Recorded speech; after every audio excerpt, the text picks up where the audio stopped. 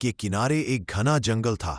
उसी जंगल के पास बसी थी एक छोटी सी कुटिया। सूखी मिट्टी की दीवारें, छप्पर की छत और आंगन में तुलसी का पौधा। इस कुटिया में रहते थे दो बुजुर्ग विद्वान, दयानंद और माधवाचार्य।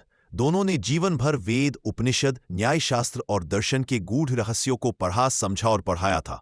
एक समय था जब दूर दूर से शिष्य उनसे ज्ञान लेने आते थे, लेकिन आज बुढ़ापे में उनका जीवन शांत, सादा और बिल्कुल साधारण था। एक तपती दोपहर, उस दिन दोपहर बहुत गर्म थी। दयानंद नदी के पास उपनिषदों के सूत्रों पर चर्चा कर रहे थे कि अचानक उनके होठ सूखने लगे। उन्होंने कहा, माधव, मुझे बहुत प्यास लगी है, जरा पानी भर लाओ। माधवाचार्य ने लाठी उठाई और घड़े के साथ नदी की ओर चल पड़े।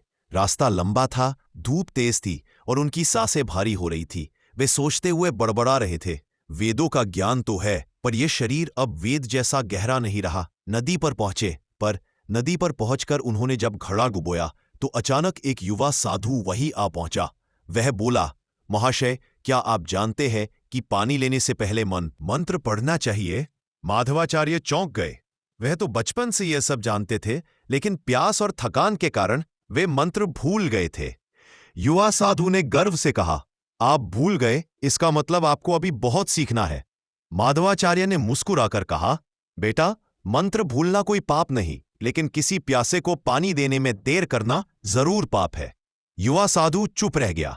वापसी पर घड़ा भरकर वे कुटिया पहुंचे, लेकिन दयानंद भी उतने ही कमजोर हो चुके थे। उनसे घड़ा उठाया नहीं जा रहा था। दोनों ने कोशिश की, लेकिन न उनके वेद काम आए, न तर्क, न दर्शन। प्यास बढ़ती जा रही थी। तभी कुटिया के पास से गुजरते हुए एक लकड़हारा बोला, महात्माओं, क्या आपकी मदद कर दूं? लकड़हारे ने घड़ा उठाया और दोनों विद्वानों को पानी पिलाया। फिर दयानंद ने कहा, माधव, लगता है आज समझ आया। ज्ञान बहुत है, पर जीवन की गाड़ी साधारण लोगों की दया से ही चलती है।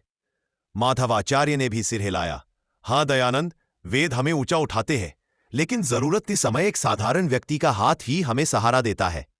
दोनों मुस्कुराए। प्यास मिट चुकी थी और साथ ही उनके मन की एक नई समझ भी।